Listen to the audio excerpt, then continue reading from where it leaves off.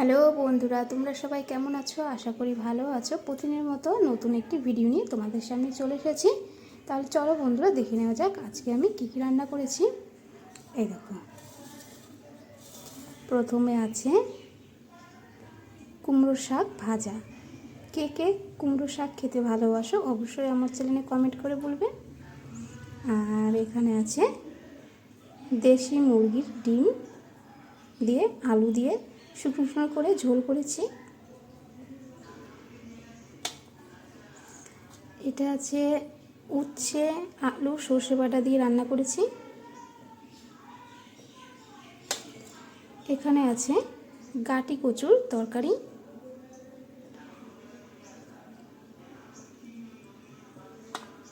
আর আছে গরম গরম ভাত। বন্ধুরা, ভিডিওটা কেমন লাগলো অবশ্যই আমার চ্যানেলে কমেন্ট করে বলবে, আর লাইক শেয়ার করতে একদমই ভুলবে না। Tata, bye bye.